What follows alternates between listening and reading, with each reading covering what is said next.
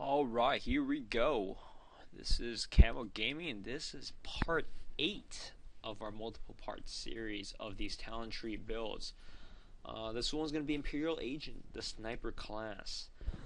Check out my other videos if you have not already. I've actually gone through the builds of every class, what I think is going to be the best one. Just take notice, I did not make any builds for tanking or for healing, and there's also obviously some for that have DPS classes with multiple different trees you can go with. In this case, this is the same issue. Imperial Agent is a DPS class. However, there's two ways of going about it. You can be the marksman, or you can be the engineering class. I'm going to choose marksmanship. I like the marksmanship much better. It seems like this would be more fitting for the Imperial Agent, but I'm always interested to hear what you think. You can feel free to link your own dbdarthhater.com build in the comment below so I can check it out and I can hopefully make a video of it at a later time. But for now, what I'm going to say is right, and let me know if you disagree. We're going to start with the marksmanship tree. I think this is going to be the best one. This is also, seems really cool. This is one of the classes I'm looking forward to play in the beta this coming weekend. So we're going to skip cover screen. When exiting cover, you have an X% chance to gain cover screen, increasing range defense. We don't necessarily care about defense because, first of all, you're hiding under cover, so you should take very little damage anyways. Second of all, you want to do more damage. We're going to have steady shots. Increases the damage dealt by snipe, series of shots and coal by 6%. You definitely want that. And you also want this ability, this marksmanship, increases range and tech accuracy by 3%. That way you miss less, which means you're able to do more damage. Moving on, we have Imperial Demarcation, reduces the cooldown of leg shot by 3 seconds. Leg shot is the ability to shoot at the enemy target, not only dealing damage but also immobilizing the target. There is a cooldown for it, so you basically want to use it on cooldown to keep yourself having some distance from the enemy mob or the enemy player. You will have Precision Ambush. Ambush ignores 20% of the target's armor. Ambush is a pretty powerful ability and is one of the abilities that you would use pretty frequently. What Ambush does is fire a high power shot that deals 1 weapon damage, and you must be in cover to use.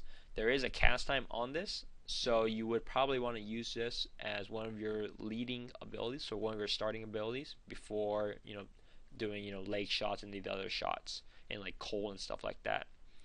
We are going to skip ballistic dampers. Entering cover grants 3 charges of ballistic dampers. This basically just reduces damage for any type of incoming damage, so you don't necessarily need this.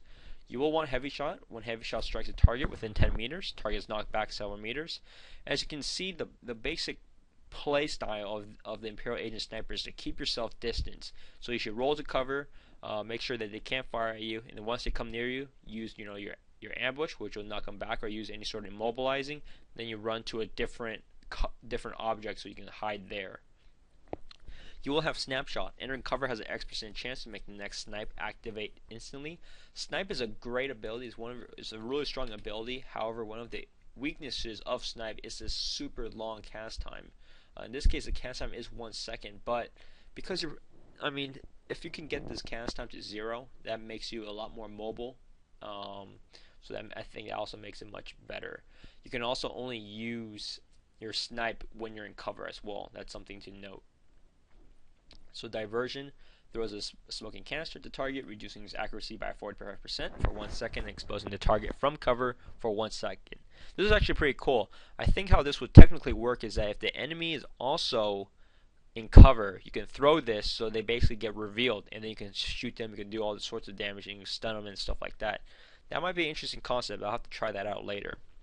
You have reactive shots. Snipe and series of shots, critical hits have an X% chance to reduce the activation time of your next ambush by 1 second. Definitely very good.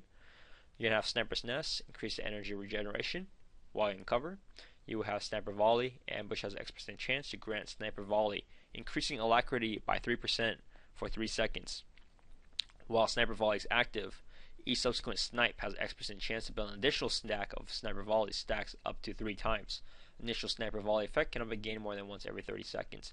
So obviously the alacrity is a really important attribute or secondary stat for the Imperial Agent. What alacrity does, it increases your casting haste but also your channeling haste, which allows you to shoot faster, which also allows you to do more damage, especially since your ambush and your snap require a casting time. You're gonna have Sector Ranger. Cover pulse knocks target back an additional specific meters. Addition reduces the activation time of Orbital Strike by 1 second. Very good stuff. You're gonna have Between the Eyes, increase the critical chance. You're gonna have Recoil Control, reduces the energy cost of follow through by 4 and reduces cooldown by 3. So what follow through is, it's a very interesting ability. Follow through fires a well-controlled follow-up shot at the target that deals X weapon damage, only usable within 4.5 seconds immediately following a sniper ambush.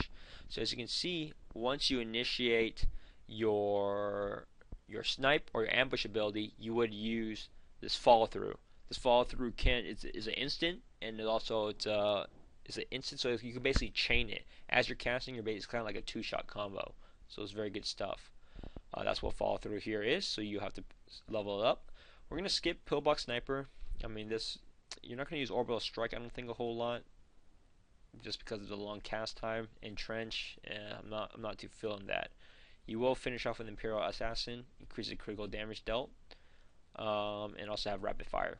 Immediately finishes a cooldown on a series of shots and triggers the next series of shots without a cooldown. So series of shots is the one that actually, I think it just does multiple shots, unless it's a series of shots that deals X weapon damage over duration. So that's definitely a must. It's a pretty powerful thing. It's a great channeling ability. Also, I think it's probably one of the skills that does the most damage. Next, we're going to go with lethality. We're going to have a couple of things with lethality and a couple of things with engineering. Let me know what you guys think about this one, because obviously when it comes to splitting up these points, it can always be divided pretty evenly. I picked lethality, increased range and technical crit chance, and deadly directive, increases alacrity by 4%. And I also picked engineering. You're going to increase maximum energy, very good, very larger pool. And you're going to have gearhead, increases total cunning by 9%. Cunning is one of the primary stats that's extremely important for the Imperial agent because it gives you a 0.2 tech damage boost. Extremely important, extremely good stuff.